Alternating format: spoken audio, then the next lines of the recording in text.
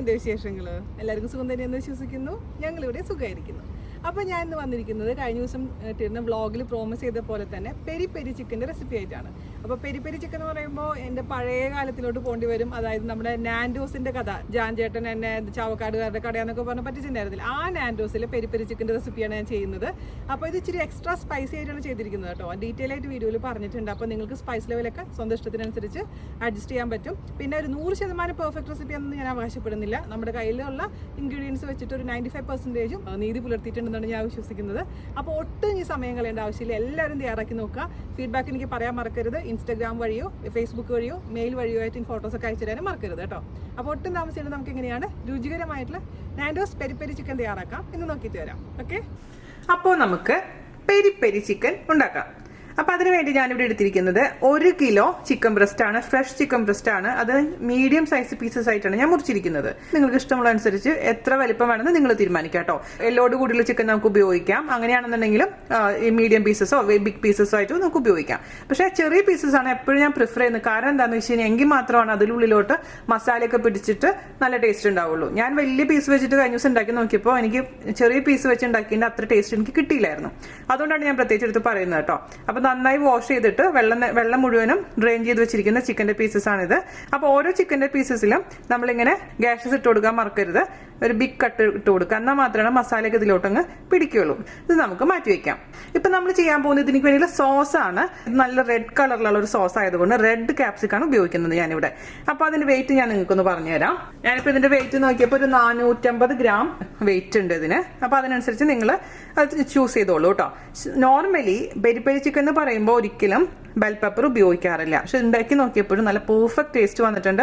ഒരു 95% ആ ഒരു നമ്മൾ പുറത്തുനിന്ന് വാങ്ങിക്കുന്ന പെരി പെരി സോസിന്റെ ടേസ്റ്റ് വന്നിട്ടുണ്ട്. അത് ഞാൻ ഗ്യാരണ്ടിയാണ്. ആദ്യം തന്നെ എന്താ ചെയ്യേണ്ടതെന്ന് വെച്ച് കഴിഞ്ഞാൽ കുറച്ച് ഐറ്റംസ്, ഈ ബെൽ പെപ്പർ അടക്കമുള്ള ഐറ്റംസ് നമുക്കൊന്ന് ഗ്രില്ല് ചെയ്തെടുക്കണം. നമ്മൾ നോർമൽ ആയിട്ടുള്ള കടായിൽ വെച്ചിട്ടാണ് നമ്മൾ ഗ്രില്ല് ചെയ്യാൻ പോകുന്നത് കേട്ടോ. അപ്പോൾ ഞാനിതാ നമ്മുടെ ബെൽ പെപ്പർ മുറിച്ചിട്ടുണ്ട്. ഇതിനെ നമ്മൾ ഗ്രില്ല് ചെയ്യാൻ പോവുകയാണ്. നിങ്ങൾക്ക് വേണമെങ്കിൽ കുറച്ച് എണ്ണ വെച്ചിട്ട് ഗ്രില്ല് ചെയ്യാം കേട്ടോ, കുഴപ്പമൊന്നുമില്ല. കടായി അടുപ്പത്ത് വെക്കുക. അത് നമുക്ക് മീഡിയം ഫ്ലെയിമിൽ തീ ഓൺ ചെയ്ത് കൊടുക്കാം. അതിലോട്ട് ക്യാപ്സിക്കത്തിന്റെ പീസസ് വെച്ചിട്ട് തിരിച്ചും മറിച്ചും നന്നായിട്ട് അങ്ങ് റോസ്റ്റ് ചെയ്തെടുക്കുക. വേണമെങ്കിൽ ഒലിവ് ഓയിലോ അല്ലെങ്കിൽ സൺഫ്ലവർ ഓയിലോ ജസ്റ്റ് ഒന്ന് ഡ്രിസിൽ ചെയ്ത് കൊടുക്കുക, ഒരുപാട് വേണ്ട. ഇങ്ങനെ ചെയ്യുമ്പോൾ ഒരു പ്രത്യേക സ്മോക്കി എഫക്റ്റ് കിട്ടും നമ്മുടെ സോസിന്. അതിന് വേണ്ടിയിട്ട് ചെയ്യുന്നത്. അപ്പോൾ ഞാൻ അവിടെ വീഡിയോ എടുക്കാതിരുന്നത് എന്താണെന്നറിയാം, അടുക്കളയിൽ വീഡിയോ എടുക്കുന്നതിന്റെ മെയിൻ റീസൺ എന്താണെന്ന് വെച്ച് കഴിഞ്ഞാൽ കുറച്ച് കഴിയുമ്പോൾ പുക വരാൻ തുടങ്ങും. അപ്പോൾ എക്സോസ്റ്റ് ഫാൻ ഇട്ടില്ലെങ്കിൽ ഫയർ അലാം അടിക്കും. അതുകൊണ്ടാണ് ഞാൻ അടുക്കളയിൽ വീഡിയോ എടുക്കുന്നത് കേട്ടോ. നിങ്ങൾ വിചാരിക്കും എന്ത് പറ്റി ചേച്ചി അടുക്കളയിൽ ചെയ്യുന്നത്, സാധാരണ രീതിയിൽ ഇവിടെ അല്ലല്ലോ വീഡിയോ ചെയ്യാറെന്ന് നിങ്ങളുടെ മനസ്സിൽ ചോദ്യം ഇപ്പം വരാൻ ചാൻസ് ഉണ്ട്. അതുകൊണ്ടാണ് നേരത്തെ തന്നെ പറഞ്ഞത്. ഇച്ചിരി സമയം എടുക്കും ഇത്. തിരിച്ചു മറിച്ചിട്ടിട്ട് നമുക്കിത് അങ്ങ് ഗ്രില്ല് ചെയ്തെടുക്കാം കേട്ടോ. ഞാനിപ്പോൾ എക്സോസ്റ്റ് ഫാൻ ഓൺ ചെയ്യട്ടെ. കുറച്ച് കഴിഞ്ഞിട്ട് ഇതിന്റെ ഡെവലപ്മെന്റ് ഞാൻ കാണിച്ചു. അപ്പോൾ നോർമലി നമ്മൾ പെരി പെരി ചിക്കൻ ഉണ്ടാക്കുമ്പോൾ അവർ ഉപയോഗിക്കുന്നത്, അല്ലെങ്കിൽ പെരി പെരി സോസിൽ അവർ ഉപയോഗിക്കുന്നത് ആഫ്രിക്കൻ ബേർഡ്സ് ഐ ചില്ലി എന്ന് പറഞ്ഞുള്ള ചില്ലിയാണ്. ഭയങ്കര എരിവുള്ളതാണ്. അപ്പോൾ അതേപോലെ തന്നെ നല്ലൊരു ഫ്ലേവറാണ്. ഈ ഞാൻ നോക്കിയിട്ട് ഇവിടെ അവൈലബിൾ ആയിരുന്നില്ല, സ്പിനീസിലൊക്കെ നോക്കിയിട്ട് കിട്ടിയില്ല. അഥവാ കിട്ടി കഴിഞ്ഞിട്ടുണ്ടെങ്കിലും അത് ഞാനിപ്പോൾ ആ വീഡിയോയിൽ ചെയ്ത് കഴിഞ്ഞ കാര്യമില്ല. കാരണം നിങ്ങൾക്ക് ഒരുപാട് പേർക്ക് അത് കിട്ടാൻ ചാൻസ് കുറവാണ്. അതേസമയം ഇപ്പോൾ ഇത് വെച്ച് ചെയ്ത് നോക്കുമ്പോൾ എനിക്ക് ആ റിസൾട്ട് കിട്ടുകയും ചെയ്തു. അപ്പോൾ എനിക്ക് തോന്നി കുറച്ചും കൂടി ഇതായിരിക്കും നിങ്ങൾക്കും ചെയ്യാൻ കൂടുതൽ നല്ലതെന്ന് വിചാരിച്ചിട്ടാണ് ഞാനിപ്പോൾ ഈ ക്യാപ്സിക്കം എടുത്തിരിക്കുന്നത്. ഞാൻ പറഞ്ഞില്ലേ, ഞാൻ 2-3 പ്രാവശ്യം ഉണ്ടാക്കി നോക്കിയപ്പോൾ നല്ല പെർഫെക്റ്റ് ആയിട്ട് വന്നിട്ടുണ്ട്. അതുകൊണ്ട് ധൈര്യപൂർവ്വം നിങ്ങൾക്ക് ഇത് ഉണ്ടാക്കാം കേട്ടോ. അപ്പം ഞാൻ ഒരു സൈഡ് തിരിച്ചിട്ടിട്ടുണ്ട് കേട്ടോ. ഇതുപോലെ തിരിച്ചു മറിച്ചിട്ടിട്ട് നല്ല സോഫ്റ്റ് ആവണ വരെ നമുക്ക് ഗ്രില്ല് ചെയ്തെടുക്കണേ. അത് മാത്രം ഒന്ന് ശ്രദ്ധിച്ചാൽ മതി. അപ്പോൾ അതെ നമ്മുടെ ക്യാപ്സിക്കം റെഡി ആയിട്ടുണ്ട്. ഇങ്ങനെ കരിഞ്ഞത് കാണുമ്പോൾ നിങ്ങൾ പേടിക്കരുത് കേട്ടോ. ഇനി നമുക്ക് ഇതിൽ ഇതേപോലെ തന്നെ വഴറ്റിയെടുക്കേണ്ടത്, ഇതേപോലെ തന്നെ ഗ്രില്ല് ചെയ്തെടുക്കേണ്ടത് സവാളയാണ്. 1.5 സവാളയാണ് ഞാൻ ഇവിടെ ഉപയോഗിക്കുന്നത്. അതിനാൽ ഇത് മാറ്റട്ടെ കേട്ടോ. ഇത് നമുക്ക് പെട്ടെന്ന് ഗ്രില്ലായി കിട്ടാൻ വേണ്ടി ഓരോ അതിൽ ഞാൻ സെപ്പറേറ്റ് ആയിട്ട് എടുത്തിട്ടുണ്ട് കേട്ടോ സവാളയിൽ നിന്ന്. അപ്പോൾ പിന്നെ പെട്ടെന്ന് തന്നെ ഗ്രില്ലായി കിട്ടിക്കോളൂ. അത് നമുക്ക് മീഡിയം ഫ്ലെയിമിൽ ഇട്ടതിന് ശേഷം ഗ്രില്ല് ചെയ്തെടുക്കാം. അതിലും നിങ്ങൾക്ക് വേണമെന്നുണ്ടെങ്കിൽ അല്പം എണ്ണ ഒഴിക്കാം കേട്ടോ.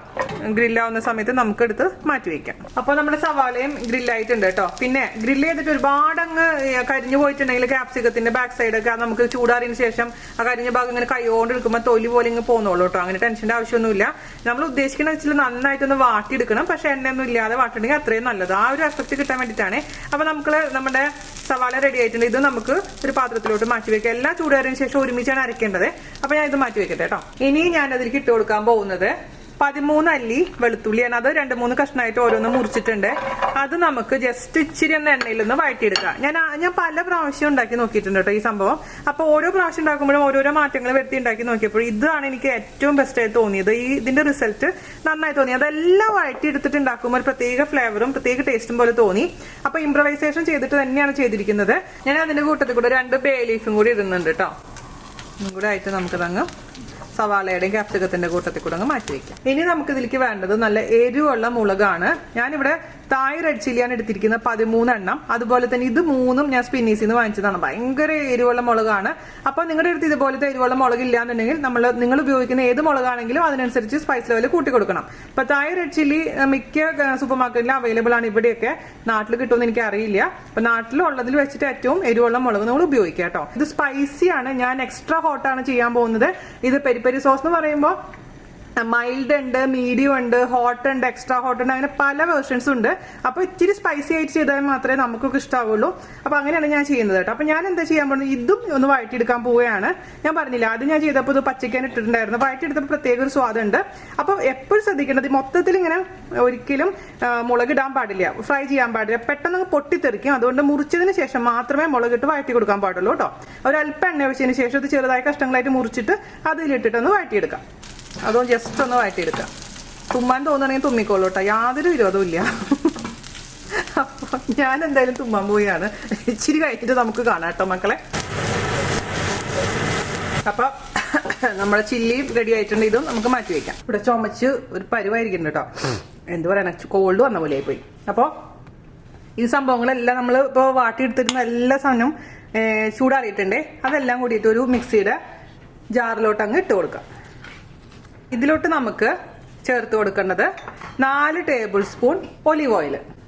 നിങ്ങളുടെ അടുത്ത് ഒലിവ് ഓയിൽ ഇല്ല എന്നുണ്ടെങ്കിൽ 4 ടേബിൾ സ്പൂൺ സൺഫ്ലവർ ഓയിലോ റിഫൈൻഡ് ഓയിലോ ഏത് ഓയിലാണോ അതങ്ങ് ഒഴിച്ചു കൊടുക്കാം. പിന്നെ ഞാൻ ഇതിലേക്ക് ഇട്ട് കൊടുക്കാൻ പോകുന്ന 1.5 ടീസ്പൂൺ പാപ്രിക്ക പൗഡർ. നിങ്ങളുടെ അടുത്ത് പാപ്രിക്ക പൗഡർ ഇല്ലെങ്കിൽ കാശ്മീരി ചില്ലി പൗഡർ ഇട്ട് കൊടുത്താലും മതി. 1.5 ടീസ്പൂൺ കേട്ടോ. ഒരു 1/4 കപ്പ് ചെറുനാരങ്ങ നീര്. ഒരു കുരു പെട്ടിട്ടുണ്ടായിരുന്നു, അത് കുരു പെടാൻ പാടില്ല, അതെടുക്കുക. അതുപോലെ തന്നെ നമുക്ക് വിനീഗറും വേണം. വൈറ്റ് വിനീഗർ അല്ലെങ്കിൽ റൈസ് വിനീഗർ. ഞാനിപ്പോൾ നോർമൽ ആയിട്ടുള്ള വിനീഗറാണ് ഉപയോഗിക്കുന്നത്. ആദ്യം തന്നെ ഒരുപാട് വിനീഗർ ഒഴിക്കണ്ട. നമുക്കൊരു 1/4 ഗ്ലാസിനേക്കാളും കുറവ് ഒഴിച്ചിട്ട് നോക്കിയിട്ട് പുളി കുറവാൻ തോന്നുന്നെങ്കിൽ പിന്നെ ഒഴിച്ചു കൊടുക്കാം കേട്ടോ. ഞാനിപ്പോൾ കുറച്ച് ഒഴിച്ചു കൊടുത്തിട്ടുള്ളൂ. ഇനി നമുക്ക് ഇതിലേക്ക് ചേർത്ത് കൊടുക്കേണ്ടത് ഉപ്പ്, പഞ്ചസാര. 1 ടീസ്പൂൺ ഷുഗർ ഇട്ട് കൊടുക്കാം. ഷുഗർ ഓപ്ഷനിലല്ല, ഷുഗർ മസ്റ്റ് ആണ് കേട്ടോ. ഉപ്പ് 2 ടീസ്പൂൺ. ഇനി അടുത്ത ഇൻഗ്രീഡിയൻ്റ് എന്ന് പറയുന്നത് നമ്മുടെ നാരങ്ങയുടെ തൊലി. നാരങ്ങയുടെ തൊലിയുടെ പുറത്തുള്ള ഭാഗം, മഞ്ഞ ഭാഗം മാത്രം എടുക്കുക, വൈറ്റ് പോർഷൻ എടുക്കുക, അതിൽ കൂടി ഇട്ട് കൊടുക്കാം. അത് ഇമ്പോർട്ടന്റ് ആണ് കേട്ടോ. ഏത് നാരങ്ങയുടെ തൊലി വേണമെങ്കിൽ നിങ്ങൾക്ക് എടുക്കാം. അതായത് ചെറിയ നാരങ്ങയുടെ ആയാലും വലിയ നാരങ്ങയുടെ ആയാലും കുഴപ്പമില്ല. ആ വെള്ള ഭാഗം ഉണ്ടാവാൻ പാടില്ല. അപ്പൊ എന്ന് വെച്ചാൽ കൈപ്പരസം വരാനുള്ള ചാൻസ് ഉണ്ട് കേട്ടോ. ഇനി നമുക്ക് ചേർത്ത് കൊടുക്കേണ്ടത് ഒരു അല്പം ക്രഷ്ഡ് ചില്ലി. ഞാനിപ്പോ ഒരു 1/2 ടീസ്പൂൺ ക്രഷ്ഡ് ചില്ലി ഇട്ട് കൊടുക്കുന്നുണ്ട്. ഓക്കെ, അപ്പൊ നിങ്ങൾ വിചാരിക്കുന്നത് എന്താ മുളകിന്റെ കൂമ്പാരാണല്ലോ. സത്യമാണ്, അത് മുളക് വേണം, എന്നാലും മാത്രമേ ടേസ്റ്റ് ഉണ്ടാവുള്ളൂ. എന്നാലേ peri peri extra hot chicken ആവുള്ളൂ. അപ്പോൾ ഇനി നമുക്ക് ഒന്നില്ലെങ്കിൽ റോസ്മേരി ഇട്ട് കൊടുക്കണം, അതല്ലെങ്കിൽ ഒറിഗാനോ ഇട്ട് കൊടുക്കണം. ഞാനിപ്പോൾ റോസ്മേരി അല്പം ഇട്ട് കൊടുക്കാൻ പോവുകയാണ്. കാരണം നമ്മുടെ പെരി പെരി സോസിന്റെ ബാക്ക് സൈഡിൽ, ആ കുപ്പിയുടെ ബാക്ക് സൈഡിൽ റോസ്മേരി ഞാൻ കണ്ടു. അതുകൊണ്ട് ഞാൻ റോസ്മേരിനെ കൈവിടുന്നില്ല. നിങ്ങളുടെ അടുത്ത് റോസ്മേരി ഇല്ലെങ്കിൽ ഒറിഗാനോ ഇട്ട് കൊടുക്കുക. അത് രണ്ടും ഇല്ലെങ്കിൽ കുഴപ്പമൊന്നുമില്ല. ഇതാണ് നമ്മുടെ നാൻഡോസിന്റെ പെരി പെരി സോസിന്റെ എക്സ് ഹോട്ട്, എക്സ്ട്രാ ഹോട്ടാണ്. ഇതിന്റെ ബാക്കിലുള്ളത് വെച്ചിട്ടാണ് ഞാൻ ഇവിടെ റീക്രിയേറ്റ് ചെയ്യുന്നത് കേട്ടോ, നമ്മുടെ കയ്യിലുള്ള ഇൻഗ്രീഡിയൻസ് വെച്ചിട്ട്. ഓക്കെ, അപ്പൊ അതാ ഞാൻ പറഞ്ഞു, ഇതിനേക്കാളും ടേസ്റ്റ് ഉണ്ട് നമ്മൾ ഉണ്ടാക്കി വന്നപ്പോൾ. അപ്പോൾ ഇതില് റോസ്മേരി ഒരു അല്പം, അതില്ലെങ്കിൽ കുഴപ്പമില്ല. ഇത് അല്പം മാത്രം, ഇത് കൂടാൻ പാടില്ല കേട്ടോ. അധികമായ അമൃതം വിഷമാണ്. അപ്പോൾ ഒരല്പം മാത്രം നമുക്ക് അങ്ങ് ഇട്ട് കൊടുക്കാം. ഓക്കെ, ഇനി നന്നായിട്ട് അങ്ങ് അരച്ചെടുക്കുക. അതിനുശേഷം ടേസ്റ്റ് നോക്കിയിട്ട് എന്തെങ്കിലും കുറവുണ്ടോ നമുക്ക് നോക്കാം. വെള്ളമൊന്നും ചേർക്കാൻ പാടില്ല കേട്ടോ. ഇത് സോസ് അല്ല കേട്ടോ. ഇത് സോസ് ആക്കണമെങ്കിൽ നമുക്കിത് കുക്ക് ചെയ്യണം. ഇതിലാണ് നമ്മൾ മാരിനേറ്റ് ചെയ്യാൻ പോകുന്നത്. ചിക്കൻ മൊത്തം ഉപയോഗിക്കാൻ പാടില്ല, കുറച്ചെടുത്തിട്ട് മാരിനേറ്റ് ചെയ്യുക. ബാക്കിയാണ് നമ്മൾ സോസ് ആക്കാൻ പോകുന്നത് കേട്ടോ. അപ്പൊ ഇതിന്റെ ടേസ്റ്റ് നോക്കി എന്തെങ്കിലും കുറവുണ്ടെങ്കിൽ എക്സ്ട്രാ ആഡ് ചെയ്ത് കൊടുക്കാൻ മറക്കരുത്. ആഹാ, ഓ അടിപൊളി, നല്ല എരി. ഞാനിതിലേക്ക് ഒരല്പം കൂടെ ഉപ്പ് ചേർത്ത് കൊടുക്കാൻ പോവുകയാണ്. ഉപ്പ് ഇച്ചിരി കുറവുണ്ടേ. അപ്പൊ നോക്കിയിട്ട് അതനുസരിച്ച് അഡ്ജസ്റ്റ് ചെയ്തോളൂ കേട്ടോ. അപ്പൊ ഒന്നും കൂടെ നന്നായിട്ടൊന്ന് അരക്കട്ടെ ഞാൻ. അപ്പോൾ ഞാൻ ഇച്ചിരി വെളിച്ചം കൂട്ടിയിരിച്ചു കേട്ടോ, ഇരുട്ടായ പോലെ ഉണ്ടായിരുന്നു ഇവിടെ. ഞാനിപ്പോൾ ഇതിൽ ഒരു 2 ടേബിൾ സ്പൂണും കൂടെ വിനീഗർ ഒഴിച്ച് കൊടുത്തിട്ടുണ്ട്, അല്പം ഉപ്പും കൂടെ ചേർത്ത് കൊടുത്തിട്ടുണ്ട്. നമുക്ക് അപ്പുറത്തേക്ക് പോയിട്ട് ഇനി നമുക്ക് മാരിനേഷൻ ചെയ്യാം. അടുക്കളയിൽ നിന്ന് മാറാം. അപ്പോൾ ഇതാണ് ഒറിജിനൽ കളർ കേട്ടോ. ഇവിടേക്ക് വന്നിട്ട് ഞാൻ കൊണ്ടുവന്നിട്ടുണ്ട്, ഹാളിലേക്ക് കൊണ്ടുവന്നിട്ടുണ്ട്. എൻ്റെ നോർമൽ കിച്ചണിലോട്ട് വന്നിട്ടുണ്ട്. അപ്പോൾ ഈ ഇതിൽ നിന്ന് നമുക്ക് ഞാൻ പറഞ്ഞ പോലെ മൊത്തത്തിൽ എടുക്കാൻ പാടില്ല. ആ ചിക്കൻ എത്രയുണ്ടോ അത്രയും അതിലേക്ക് പുരട്ടാൻ പറ്റുന്ന അത്രയും മാത്രം ഇതിൻ്റെ സോസ് എടുത്താൽ മതി. അപ്പോൾ ആദ്യം തന്നെ നമുക്ക് ചിക്കൻ ഒരു ബൗളിലോട്ട് ഇട്ട് കൊടുക്കാം. 12 മണിക്കൂറെങ്കിലും വെക്കുമ്പോൾ അത്രയും ടേസ്റ്റ് ആയിരിക്കും. അതിലേക്ക് നിങ്ങൾക്ക് അത്രയും തിരക്കാണെന്നുണ്ടെങ്കിൽ അറ്റ്ലീസ്റ്റ് 1 മണിക്കൂറെങ്കിലും വെച്ചോളൂ കേട്ടോ, അല്ലെങ്കിൽ നമ്മൾ ഇതിലോട്ട് പിടിക്കില്ല. അതുകൊണ്ടാണ് ഞാൻ പ്രത്യേകിച്ച് പറയുന്നത്. ഞാനിപ്പോൾ ഇന്ന് ഓവർനൈറ്റ് വെക്കാൻ പോവുകയാണ്. മാരിനേഷൻ നടത്തിയിട്ട് ഓവർനൈറ്റ് വെച്ച് കഴിഞ്ഞാലാണ് അത്രയും നന്നായിട്ട് പിടിക്കുള്ളൂ അതിലോട്ട്. അപ്പം ഞാൻ അതിലേക്ക് ചിക്കൻ ഇട്ട് കൊടുത്തിട്ടുണ്ട്. ഇനി നമുക്ക് സോസ് ഒഴിച്ചു കൊടുക്കുക. ചിക്കനിൽ വെള്ളമൊന്നുമില്ല കേട്ടോ, എക്സ്ട്രാ ഹോട്ടാണ്. അപ്പോൾ ഇത്ര എരിവ് വേണ്ടാന്നുണ്ടെങ്കിൽ ഇത്രയും മുളക് ഇടണ്ട. ഞാൻ ആദ്യമേ തന്നെ പറയുകയാണേ. 5 ടേബിൾ സ്പൂൺ ഇട്ട് കൊടുത്തിട്ടുണ്ട്. നമുക്ക് നോക്കാം. നമുക്ക് എന്തായാലും ഇത് സോസിന് കൂടിയാണ് നമ്മളിത് കഴിക്കേണ്ടത്. 1 ടേബിൾ സ്പൂൺ കൂടെ ആവാം. ആ പുളിയും എരിവും ആ ഉപ്പും എന്താ പറയുക എല്ലാത്തിനും കൂടി ഫ്ലേവർ. ആ ലെമൻ്റെ ആ തൊലി മറക്കരുത് കേട്ടോ, അതാണ് അതിൻ്റെ ഒരു ഫ്ലേവർ കൂട്ടി കൊടുക്കുന്നത്.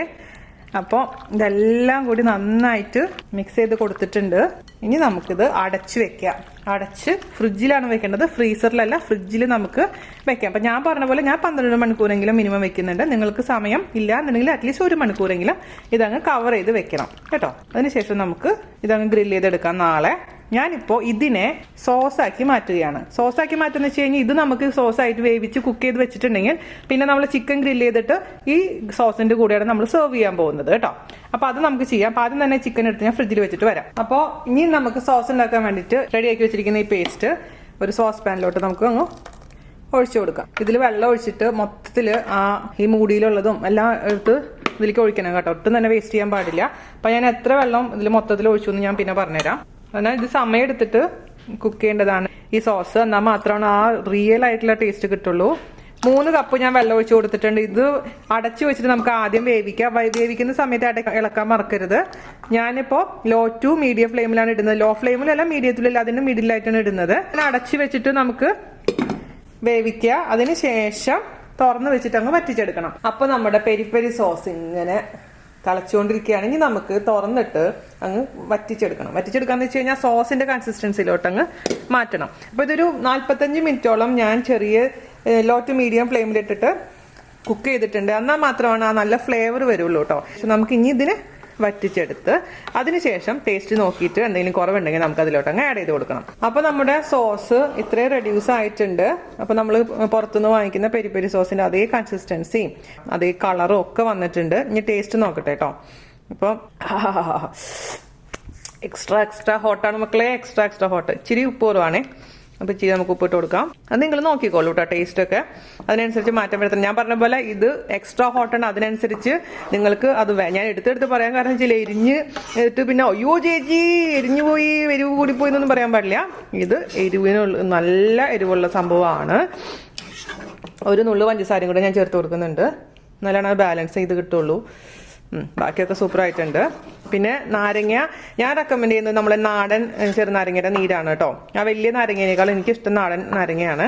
അതിനാണ് കൂടുതൽ ടേസ്റ്റും ഫ്ലേവറും വരുന്നത്. അതുപോലെ തന്നെ നാരങ്ങയുടെ തൊലി ഇടുകയാണെങ്കിലും ആ ചെറിയ കുഞ്ഞു നാരങ്ങയുടെ തൊലി ഇടുന്നതാണ് ഏറ്റവും ടേസ്റ്റായിട്ട് എനിക്ക് തോന്നിയിട്ടുള്ളത്. ഇല്ലെങ്കിൽ വലിയ നാരങ്ങ ഇടാം, കുഴപ്പമൊന്നുമില്ല. അപ്പോൾ ഇത് നമുക്ക് അങ്ങ് മാറ്റി വെക്കാം. നമ്മുടെ സോസ് റെഡി ആയിട്ടുണ്ട്. ഇനി നമുക്ക് എന്താ ചെയ്യേണ്ടതെന്ന് വെച്ചാൽ നമ്മൾ മാരിനേറ്റ് ചെയ്ത് വെച്ചിരിക്കുന്ന ചിക്കൻ പുറത്തെടുക്കുക. അതിന് നമുക്ക് കുക്ക് ചെയ്തെടുക്കണം. അപ്പോൾ അതിന് വേണ്ടി ഒരു കടായി അടുപ്പത്ത് വെക്കുക. ഞാൻ ചിക്കൻ എടുത്തിട്ടുണ്ട്. 2-3 ബാച്ചായിട്ട് നമുക്ക് ഉണ്ടാക്കിയെടുക്കാം. അപ്പോൾ അതിന് വേണ്ടിയിട്ട് ചിക്കൻ്റെ കുറച്ച് പീസ് കേട്ടോ, ഒരുപാട് അങ്ങ് കൺജസ്റ്റഡ് ആയിട്ട് ഇടുന്നില്ല ഞാൻ. ഇട്ട് കൊടുക്കുക. എന്നിട്ട് നമുക്ക് ഹൈ ഫ്ലെയിമിൽ തീ ഓൺ ചെയ്ത് കൊടുക്കാം. 1 മിനിറ്റ് നമുക്ക് ഹൈ ഫ്ലെയിമിൽ ഒരു സൈഡ് കുക്ക് ചെയ്യുക. അതിനുശേഷം അടുത്ത 1 മിനിറ്റ് തിരിച്ചിട്ടിട്ട് കുക്ക് ചെയ്യുക. പിന്നെ നമ്മൾ അടച്ചു വെച്ചിട്ട് ഇത് ചിക്കൻ വേവുന്ന വരെ അങ്ങ് കുക്ക് ചെയ്തെടുക്കണം. പിന്നെയാണ് നമ്മൾ ഗ്രില്ല് ചെയ്യാൻ പോകുന്നത് കേട്ടോ. അപ്പോൾ ഞാൻ പറഞ്ഞ പോലെ എല്ലോട് കൂടിയുള്ള ചിക്കൻ വലിയ പീസായിട്ട് നിങ്ങൾക്ക് ഉപയോഗിക്കാം. ഇവിടെ പിള്ളേർക്ക് എപ്പോഴും എല്ലില്ലാത്ത ചിക്കൻ ആയതുകൊണ്ടാണ് ഞാൻ ചിക്കൻ ബ്രസ്റ്റ് എടുത്തിരിക്കുന്നത്. ഏറ്റവും ടേസ്റ്റ് എന്ന് പറയുന്നത് എല്ലോട് കൂടി തന്നെ ചെയ്യുമ്പോഴാണ്. നമ്മളുടെ ചില പരിമിതികളുണ്ടല്ലോ പല കാര്യങ്ങൾക്കും. ഇത് 1 മിനിറ്റ് നന്നായിട്ട് ഒരു സൈഡ് അങ്ങ് കുക്കാവട്ടെ. ഹൈ ഫ്ലെയിമിൽ ഇടണേ ആദ്യത്തെ 2 മിനിറ്റ്. അപ്പോൾ 1 മിനിറ്റ് ഒരു സൈഡ് കുക്കായിട്ടുണ്ട്. അപ്പോൾ നമുക്ക് തിരിച്ചിടാം. എന്തിനാണെന്നറിയാം അങ്ങനെ ചെയ്യുന്നത്, അല്ലെങ്കിൽ ഒരുപാട് വെള്ളം അങ്ങ് വരും. ഈ ചിക്കനിൽ നിന്നുള്ള വെള്ളം ഒരുപാട് അങ്ങ് വരും. അപ്പോൾ അത് ഒഴിവാക്കാൻ വേണ്ടിയിട്ടാണ് ഹൈ ഫ്ലെയിമിൽ ആദ്യത്തെ 2 മിനിറ്റ് കുക്ക് ചെയ്യാൻ പറയുന്നത്. നല്ല വാസന വരാൻ തുടങ്ങിയിട്ടുണ്ട് കേട്ടോ. പിള്ളേർക്കൊക്കെ കൊടുക്കുമ്പോൾ ഇത്ര എരിവ് ഇടണ്ട, ശ്രദ്ധിക്കണേ. പിള്ളേർക്കെന്ന് വെച്ചാൽ എൻ്റെ പിള്ളേർക്കൊക്കെ ഇഷ്ടമാണ് കേട്ടോ ഇത്ര എരിവ്. ഞാൻ പറയാം തീരെ കുഞ്ഞുങ്ങളാണ്. എത്ര വലുതായാലും ഒരു ഇഷ്ടമില്ലാത്ത ആൾക്കാർ എനിക്കറിയാം. അതുകൊണ്ട് നിങ്ങളുടെ ഇഷ്ടത്തിനനുസരിച്ച് അത് മാറ്റം വരുത്തിക്കോളും. നമ്മൾ ഉപയോഗിക്കുന്ന മുളക് അനുസരിച്ച് മാറ്റം വരും കേട്ടോ. അപ്പോൾ നമ്മുടെ കയ്യിലുള്ളതനുസരിച്ച് അഡ്ജസ്റ്റ് ചെയ്തോളൂ. എന്താണെന്ന് വെച്ച് കഴിഞ്ഞാൽ 2 സൈഡും ഹൈ ഫ്ലെയിമിൽ ഇട്ടിട്ടുണ്ട് കേട്ടോ. ഇനി നമുക്ക് അടച്ച് വെക്കാം. മീഡിയത്തിലോട്ട് തീ മാറ്റാം.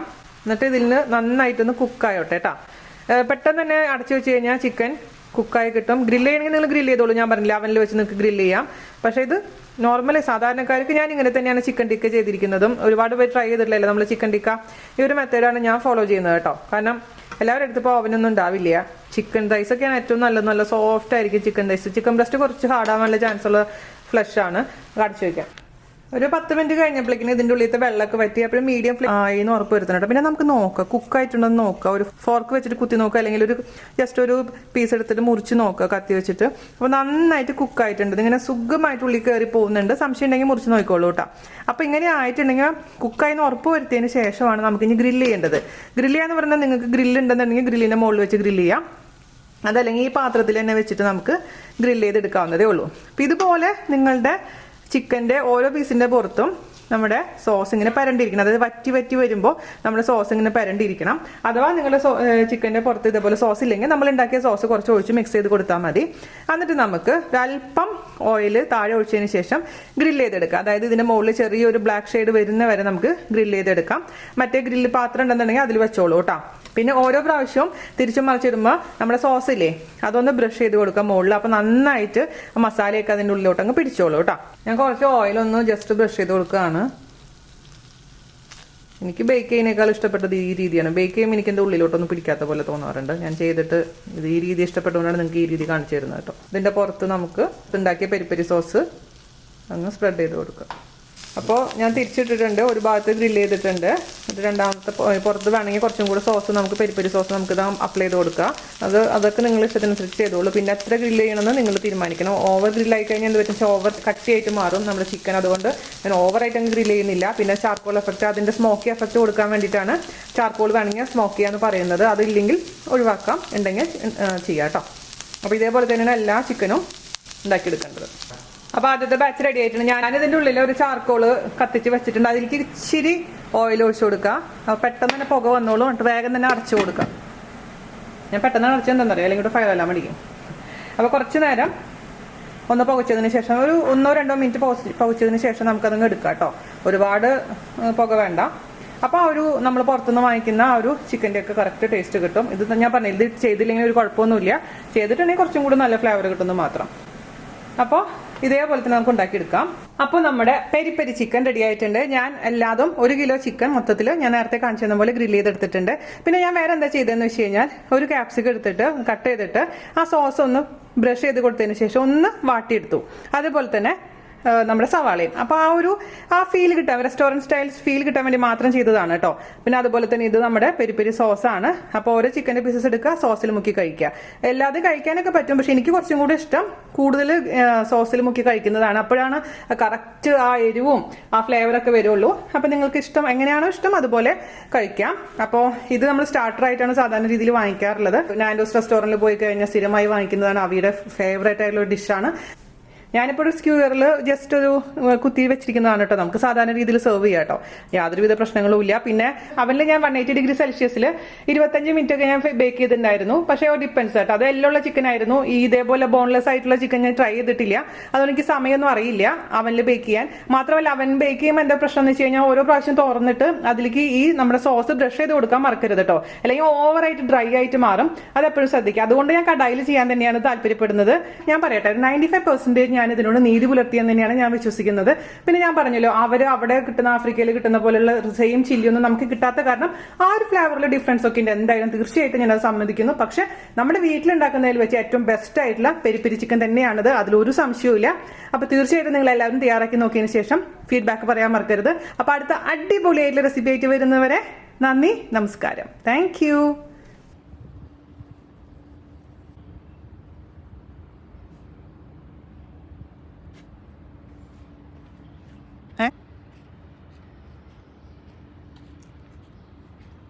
വായു